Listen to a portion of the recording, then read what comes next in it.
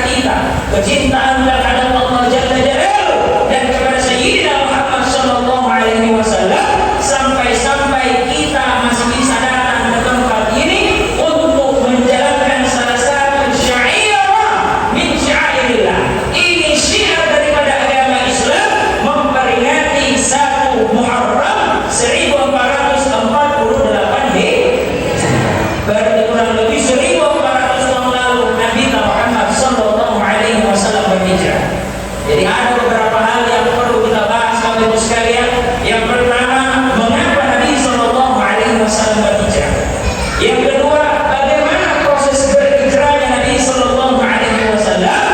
Dan yang paling utama, apa amalan kita ketika memasuki 1 Muharram atau bulan baru Islam. Jamaah, oh jamaah, Nabi Muhammad Sallallahu Alaihi Wasallam berhijrah dari Makkah ke Madinah Al-Munawwarah itu terjadi di tahun ke-10 kenabian Nabi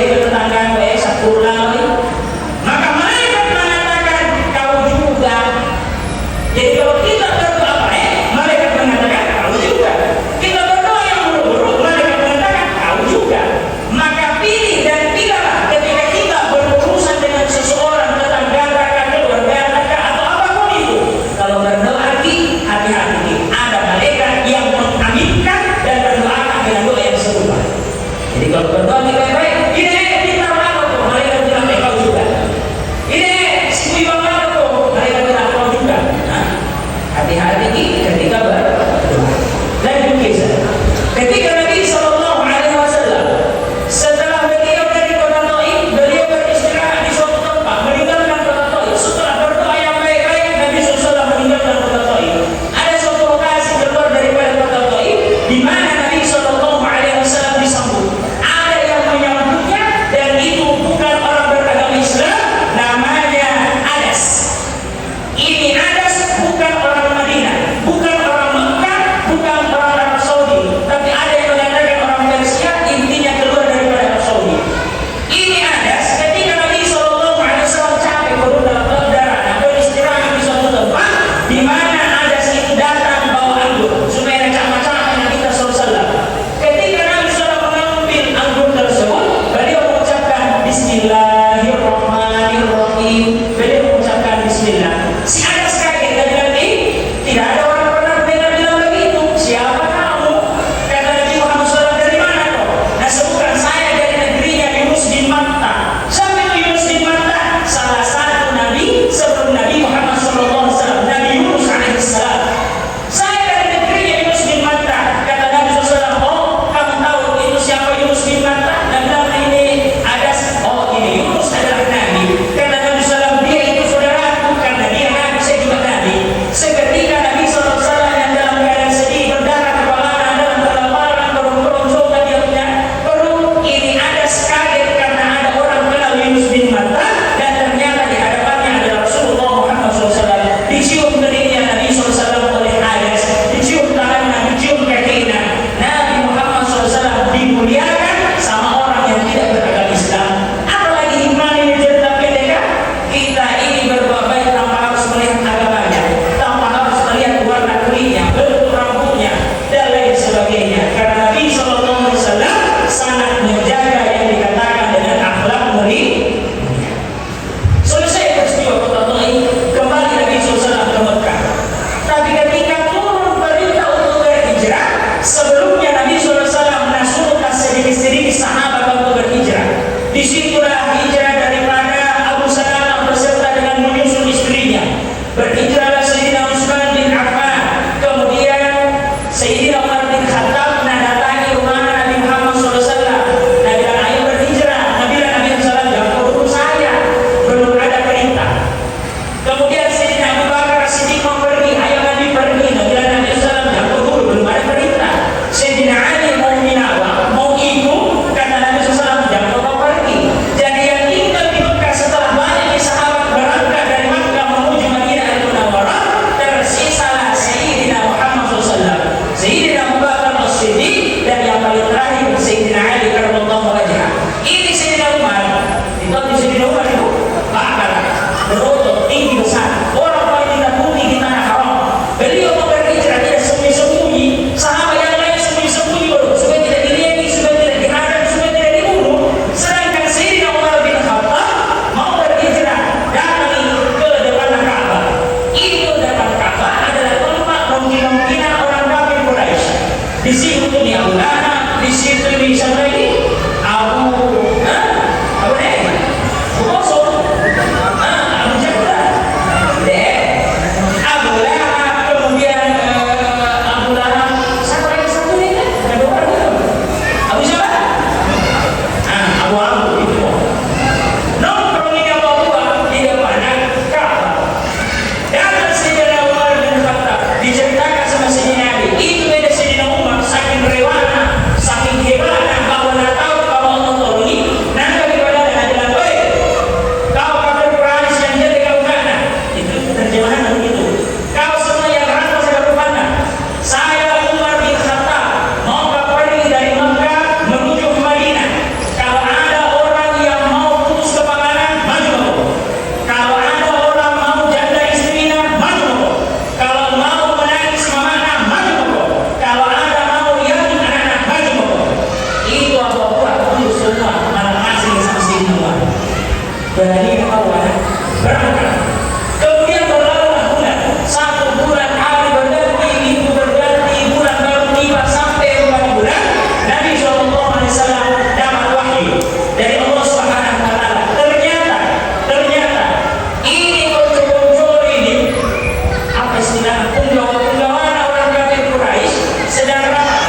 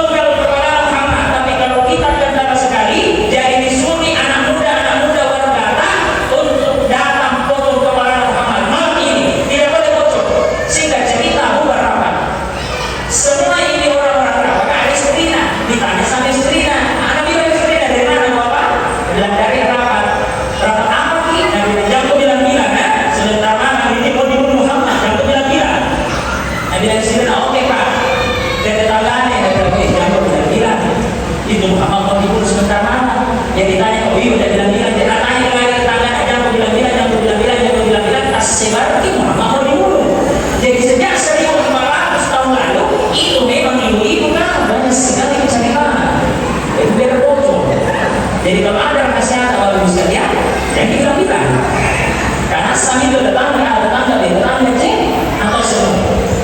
Kalau mau digunakan bisa bilang ibu kan lebih baik iklan jualan, bilang jual kado, jangan bilang-bilang. Ada bilang itu Bapak jual kado, jual kado. Jadi perlu kayak gitu bisa digunakan untuk iklan, bukan untuk rahasia. Singkat cerita, terdengar berita Nabi Muhammad SAW dibunuh.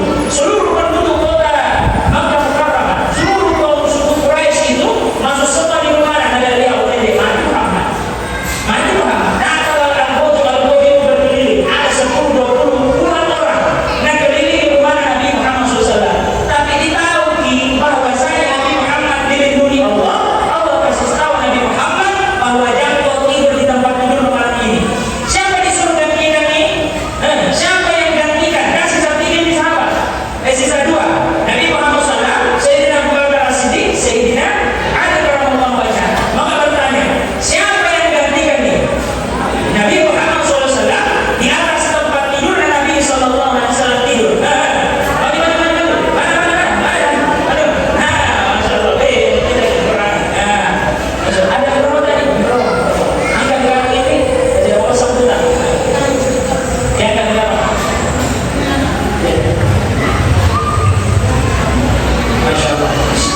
Siapa? Abdul Jalil. Abdul Jalil. Abu Jalil. Abdul Jalil. Oh, Abdul Jalil. Abu Jalil.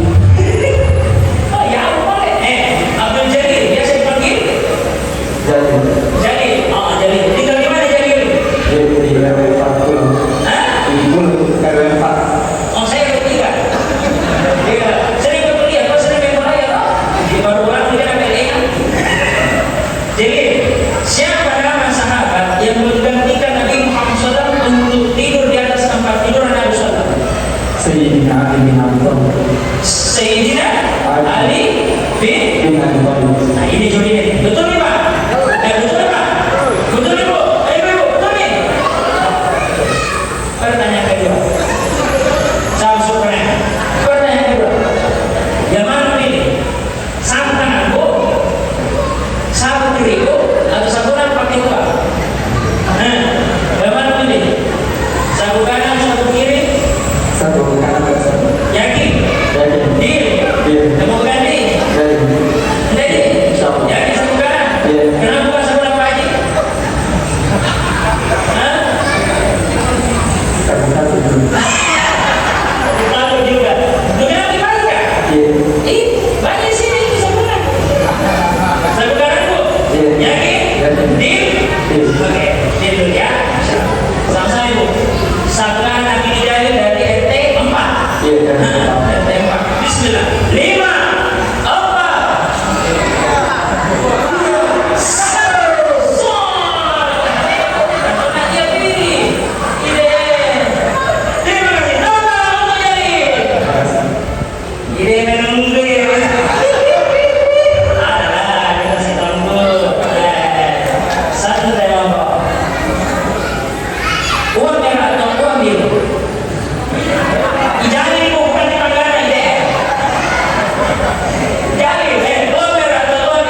Pasti semua orang pilih orang merah jadi orang merah. Insyaallah. Insyaallah. Pertanyaan terakhir. Ustaz tidak malah di belakang. Benar? Jalil pilih di tas saya uang merah. 5, 4, 3, 2, 1. Uang merah dari masih. Tenang, masih banyak pertanyaanku. Oke. Itu tidak laku di RT 4. Nah, jadi kalau mau pelaku ikut jual di pulau sama Luna. Nah, baru kita masih. Masya Allah. Sudah Jalil. Yang perlu pernah RT 4. Biar masih cerah orang.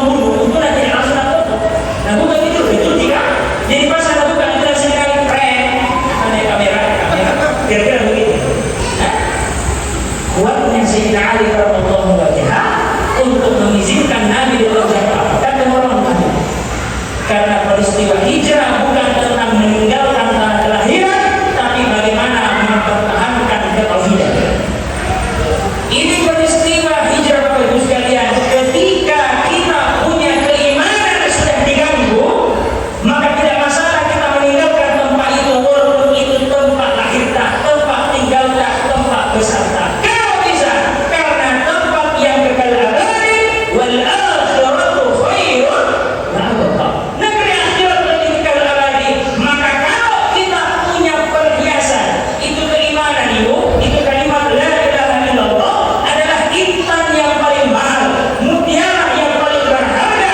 Jadi kapan diganggu keimanan sama orang di sekitar kita boleh meninggalkan tempat tersebut. Kenapa? Untuk pelihara keimanan kita. Sekali la ilaha illallah, istiqamah di atas la ilaha illallah, maka cita-cita tak meninggal dalam keadaan la ilaha illallah. Berapa banyak keluarga tak sekarang, saudara tak sekarang, anak-anak tak dan lain sebagainya berani meninggalkan kalimat tauhid la ilaha illallah. Seandainya masih banyak waktu tadi waktu itu tidak ada ceramah, mau kasih jumlah 100 itu la ilaha illallah. Cuma 50 kali di situ karena kok lima itu sudah sudah 20. Mahalnya kalimat la ilaha illallah. Tadi ada di sini dibaca kok. Itu ingat-ingat.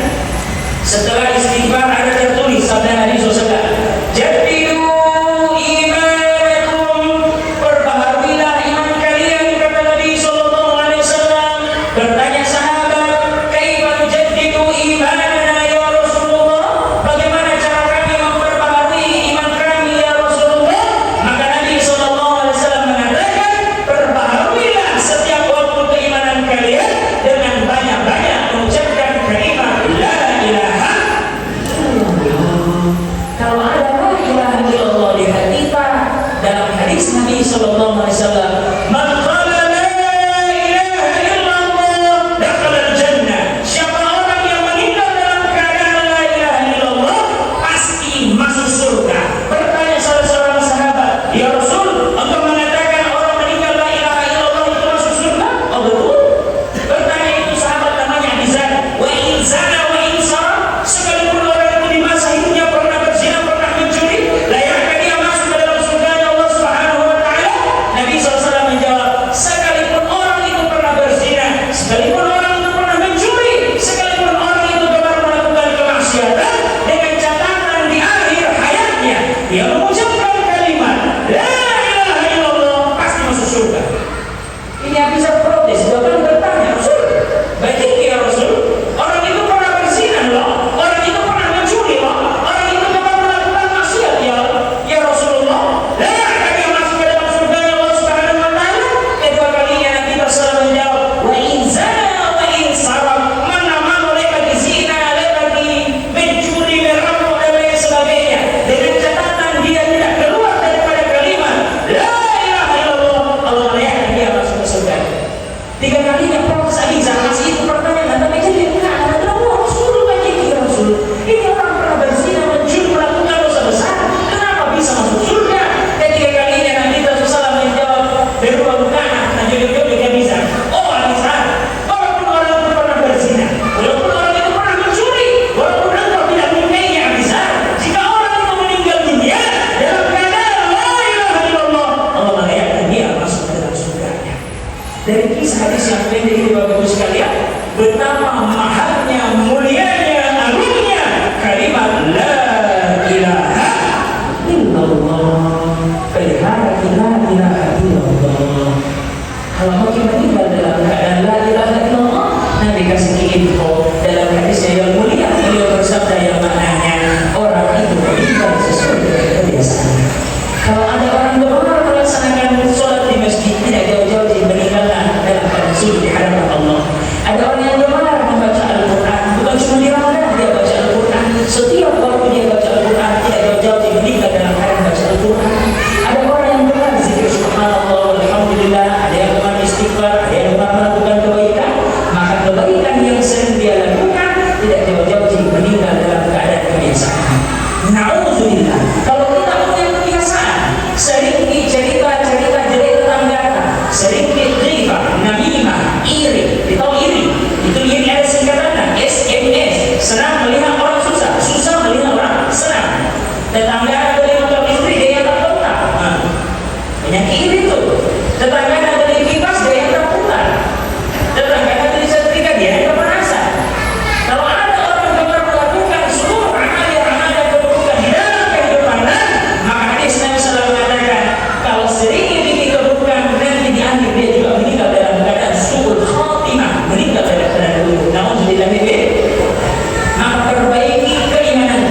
dengan banyak-banyak mengucapkan la ilaha illallah. Kita lanjut dulu. Jabra bin Abi Talib bersama dengan sahabatnya Sayyidina Abu Bakar As-Siddiq didapatilah ada gua, namanya gua Sur. Itu gua secara kasat mata tidak layak untuk ditempati karena banyak binatang berbisa di dalamnya, banyak laba-laba, banyak ular, dan banyak sesuatu yang tidak diketahui apa di dalamnya. Tapi sebelum masuk, kecintaannya Sayyidina Abu Bakar As-Siddiq kepada Nabi Sallallahu Alaihi Wasallam, Nabi lanjutkan dulu masuk Nabi beliau. Saya berdua masuk dari situ, saya tidak bakar raba-raba, senter-senter bersih, layak ditinggali. Dipanggillah masuk Nabi SAW. Ketika masuk berdua Nabi SAW untuk bersembunyi daripada kejaran kafir Quraisy, Nabi SAW cantik kalau japa. Kalau pernah di berangkat atau dinonton di YouTube, itu dari Ka'bah ke Bukit Sur seperti batu yang runcing, berdarah-darah kaki kalau kita mau naik di situ. Mungkin sekarang agak tumpul karena banyak diselingan, banyak injak. Tapi di zaman Nabi SAW tidak pernah ada manusia yang naik ke situ dan bersembunyi kecuali manusia pertama adalah Sayyidina Muhammad SAW dan Sayyidina Abu Bakar As-Siddiq. Masuk. Sampai sekali Nabi tertidur di pahanya Nabi Sayyidina Abu Bakar As-Siddiq. Jadi itu Nabi SAW saking capek, ini Nabi Ibrahim, Sayyidina Ibrahim AS menunjukkan beliau punya kaki, tidurlah Nabi Muhammad SAW di atas pahanya. Tapi ternyata tidak dilihat, ada yang mengatakan kena jengking, ada yang mengatakan benar berbisa. Berikut begitu loh, bangkitnya Sayyidina Abu Bakar As-Siddiq. Namanya seorang sahabat cinta kepada sahabatnya yang Nabi SAW tidak mau terganggu, itu gigitannya ular, nah tidak berteriak. Tapi karena ular yang berbisa, kaki yang begitu putih dan begitu mulia, tiba-tiba berubah menjadi hitam keracunan. Sayang sekali ini Sayyidina Abu Bakar As-Siddiq nahan sampai keluar air mata, mitiki di keningnya Nabi SAW. Jadi sementara tak tidak mau juga orang-orang menetes air matanya Sayyidina Abu Bakar mengenai wajah mulia Nabi SAW. Kali ini Nabi menjami, ternyata air mata Sayyidina Abu Bakar. Ditanya kenapa kamu bakar? Bilang tidak lagi. Kenapa kamu menangis? Jadi kenapa kamu menangis? Sebentar pakai bengkak. Dilihat ini, ular ini kok ini? Diambil kaki Sayyidina Abu Bakar, dicuci, diludahi sama Sayyidina Muhammad SAW. Seketika racunnya keluar, kakinya Sayyidina Abu Bakar sembuh. Ludah Nabi Muhammad SAW mengandung kesehatan. Kalau ada tetangga keluarga yang bengkak ketika, jangan diludahi, tambah parah. Bukan Nabi Muhammad, ya. Jadi bagusnya kesana setahun Nabi Muhammad meludahi di kaki yang beracun. Setiap orang sakit kakinya meludahi, sakit tangan meludahi, orang sakit mata meludahi juga. Itulah Nabi SAW. Mulai dari ujung rambut sampai ujung kaki mengandung keberkahan dan kenikmatan dari Allah Subhanahu wa Ta'ala. Lanjut. Setelah bersembunyi beberapa hari, datanglah anaknya Sayyidina Abu Bakar As-Siddiq, ponakannya, keluarganya untuk memberikan makanan. Dikasih makanan sembunyi-sembunyi. Jadi ada yang datang bawa makanan, ada yang datang bawa busana, supaya dihapus jejak kakinya ini anaknya Sayyidina Abu Bakar yang bawa makanan.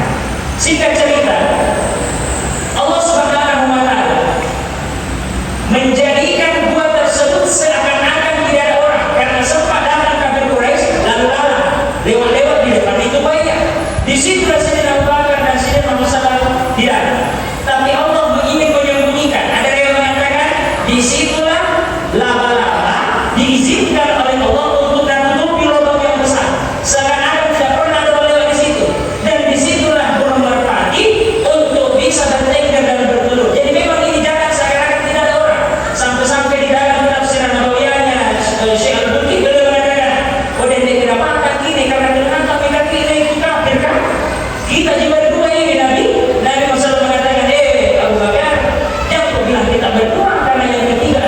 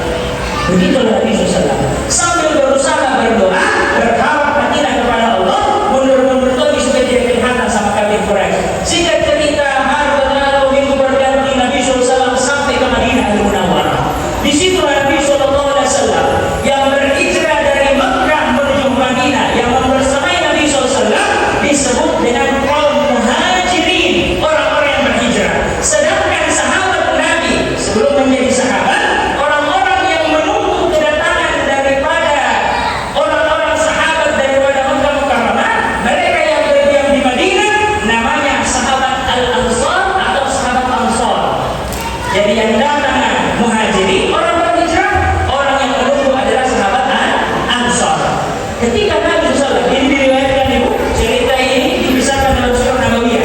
Ketika Nabi SAW mendekati daripada kota Madinah sebelum Madinah menjadi Yasrib, datang Nabi SAW berjalan dengan Sayyidina Abu Bakar. Saking tawaduknya Sayyidina Muhammad SAW, beliau tidak jalan di depan, sampai antara Sayyidina Abu Bakar As-Siddiq sama dengan Nabi Muhammad SAW. Sampai-sampai yang mau menyambung itu, yang menyambung itu di kota Yasrib Madinah Al-Munawwarah. Apa sahabat yang baca?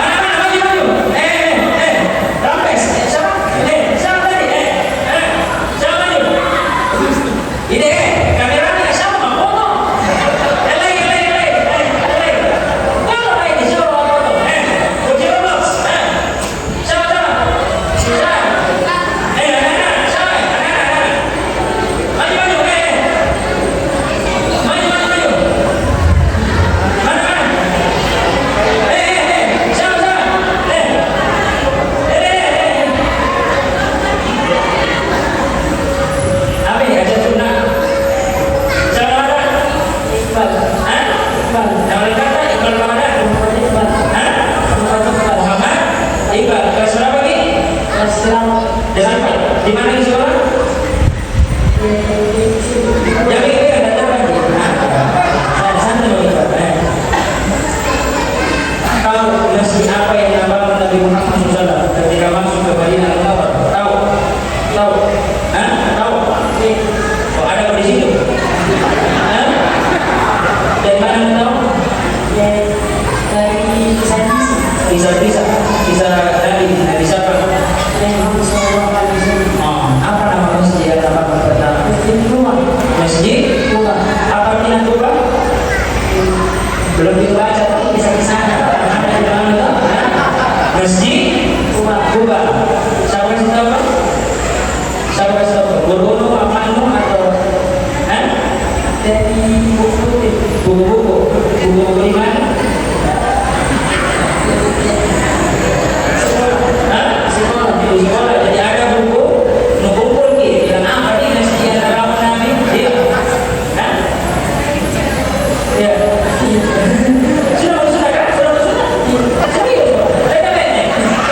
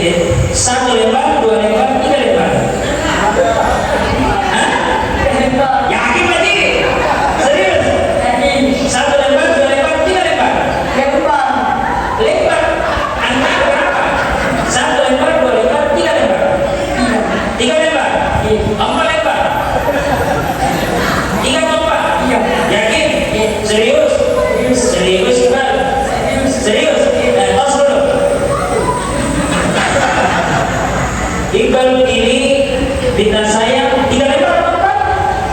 3. Masya Allah, semakin banyak lembar nggak sedikit nilainya. 5, 4, 3, 2, 1 lembar. Sesuai apa yang request? 2 lembar, 3 lembar. Masya Allah. Tangan dulu untuk Adibal. Masya Allah. Senyum kita bikin sapi kita bukan.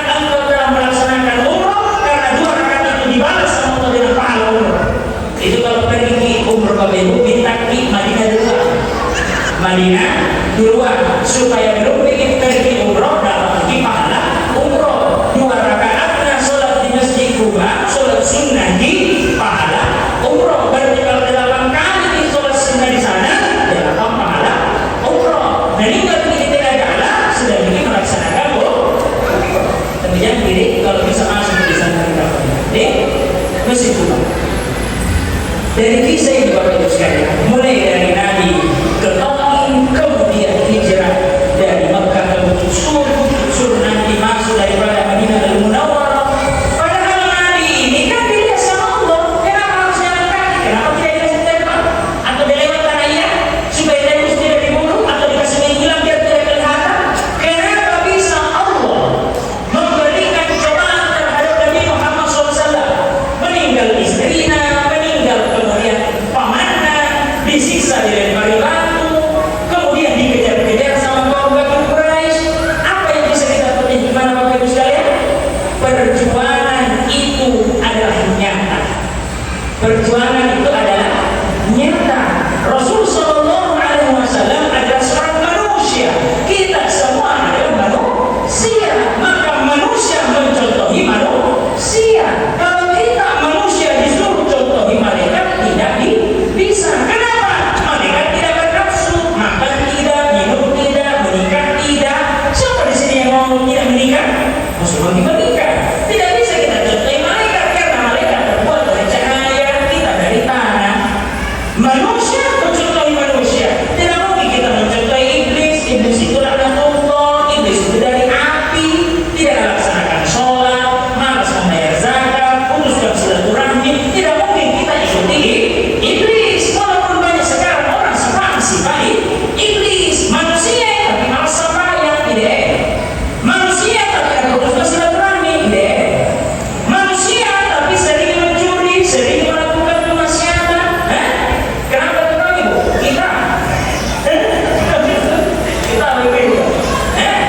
Maka melalui momentum ini Bapak Ibu sekalian, perbaiki amalan.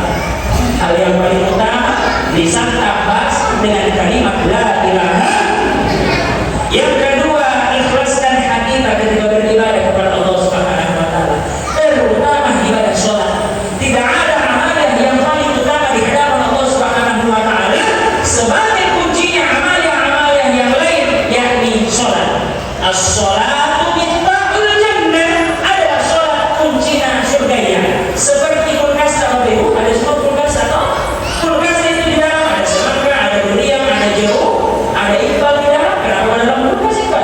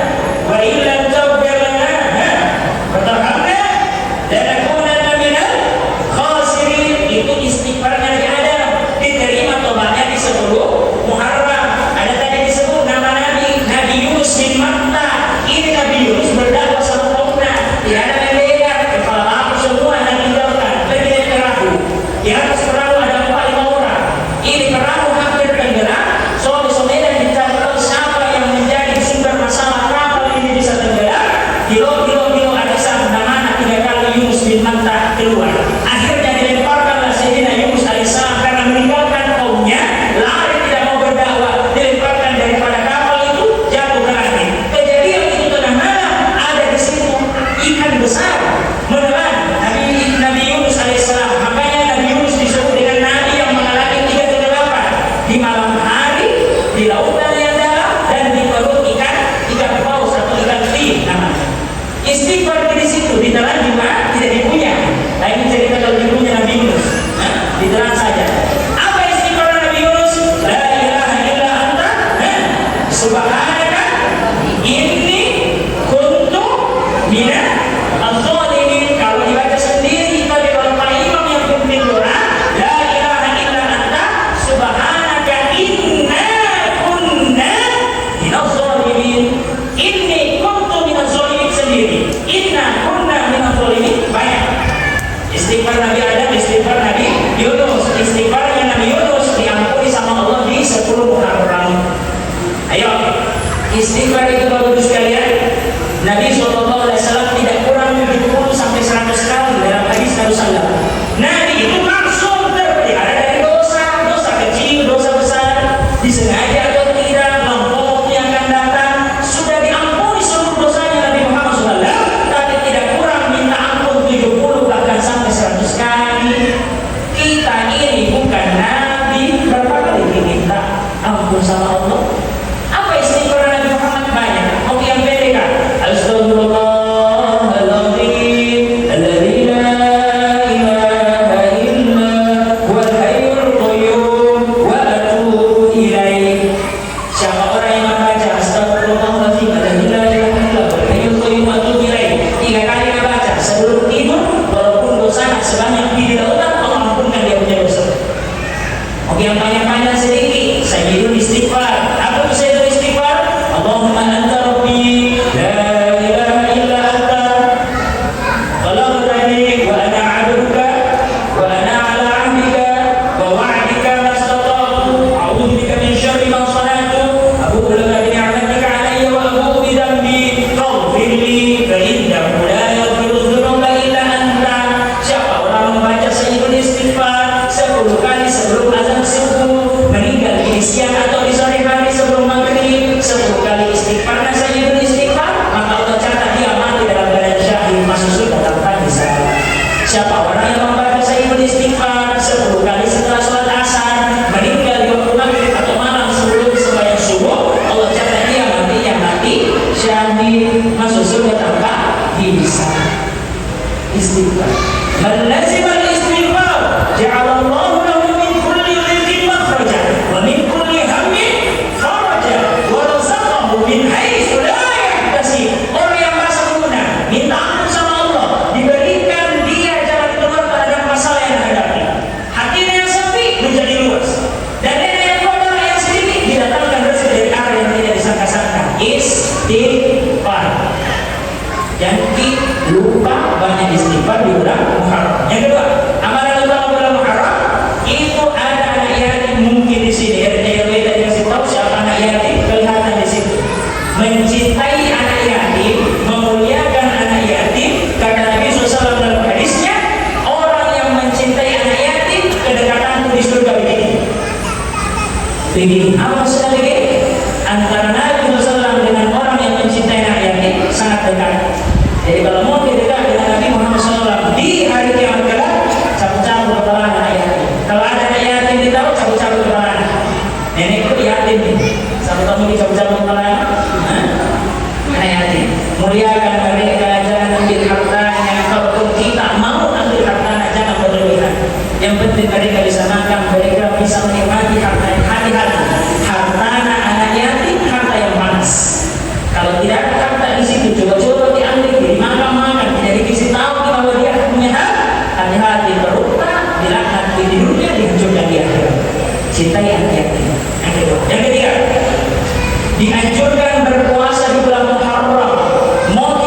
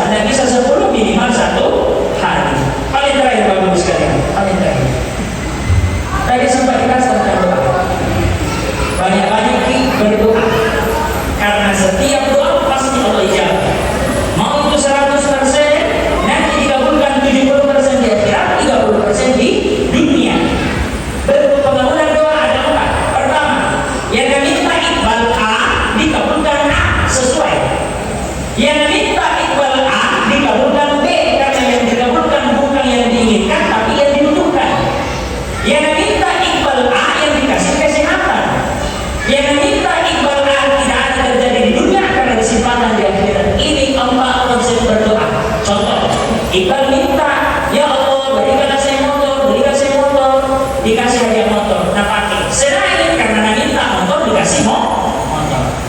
Iqbal minta, ya Allah kasih saya motor, tidak dikasih motor. Kenapa? Nanti pakai kata-kata. Dikasih sendal jepit, nanti celaka. Jangan pernah berhenti berdoa karena konsep orang berdoa adalah ibadah. Ibadah karena orang berharap sama Allah, tidak ada kesombongan dalam hatinya. Ibu-ibu, mulut gerak. Bapak-bapak, mulut gerak. Salah surawatin mustajabat, salah syakar sendiri. 3 komponen, angkat tangan, tidak mungkin kembali dalam keadaan kosong. Salah satu yang dimaksud itu mulut nama makhluk bapak kepada bocil robos dosa. Pilih-pilih apa yang keluar dari lisan tak, karena kebaikan keburukan tidak akan mengikat tak sebelum rasakan apa yang pernah kita ucapkan. Dibanding bapak dan mama, di mata agama itu mama 3 derajat dibandingkan bapak ketika berdoa. Suatu ketika Nabi SAW ditanya sama seorang pemuda, ya Rasul, kepada siapa saya berdoa baik? Kepada ibumu. Lantas siapa lagi ya Rasul? Ibumu. Siapa lagi ya Rasul? Ibumu. Siapa lagi ya Rasul? Bapakmu. 3 kali ibu disebutkan, bapak sah. Berapa kali ibu disebutkan? Sebanyak 3. Bapak sah. Berarti 1 bapak, 3 ibu. Berapa kali ibu disebutkan? Sebanyak 3. Bapak sah. 1 bapak, 3 ibu. Iya nih. Berapa kali bapak disebutkan? Sebanyak 1. Ibu 3 ibu, 1 bapak. Ibu, kemudian mulut yang kerama ini satu kali berdoa mengalahkan 70 ulama wali kutub diabadikan sama lagu. Kalau itu lagu ibu menyanyi. Ibu engkaulah wanita yang derajatmu 3 tingkat dibanding kau mengandung menyusui marah. Ini bukan kalau marah itu nanti kerja keluar dari mulut. Contohnya misalkan ada anak mungkin anak coki, dikasih indomie, dikasih telur, dikasih tupperware, pulang-pulang habis indomie hilang tupperware. Ditanya sama mama, oh coki, mana tupperware mama? Hilang mah, hitam kok, hitam betul itu. Oh coki, mana tupperware mama? Hilang mah, celaka betul. Hati-hati berucap, mulut nama keras sekali. Waktu itu saya masih kecil, kelas 1 SD, kasih mamaku indomie, telur, tupperware. Pulangnya habis indomie, habis telur, hilang tupperware. Bertanya ke mamaku, Icu, mana tupperware nama? Aku bilang hilang di mana? Dia bilang pintar nak. Sambil nanti pintar, dalam. Yang penting bagus, mulut. Walaupun lagi beda, pukul. Terakhir, saya suka cerita ini karena saya senang. Mamaku itu doa tidak pernah berhenti. Nah, semoga ketemu dengan orang baik. Itu orang baik semua ini. Orang baik semua ini. 2 kali mendadak. Semoga bisa 3, 4, 5, 1000 kali sampai hari ini ada jalan raya untuk Makassar. Doa mamaku 2013 pernah saya cerita kayak ini. Mamaku nonton aksi Indosiar. Sementara sahur subuh Ramadan. Itu aksi Indosiar, acara lomba ceramah tingkat nasional. Subuh Ramadan. Sementara nonton 2013, nah kayak itu sini saya pernah nonton di televisi. Semoga bisa berdiri di sini di atas panggung. 10 tahun lalu, 2013 ke 2023, bukan cuma bisa berdiri di atas panggung aksi Indosiar, tapi keluar sebagai juara 1 orang pertama dari Makassar lomba ceramah tingkat nasional. Alhamdulillah. Jadi sebenarnya di depan ini artis.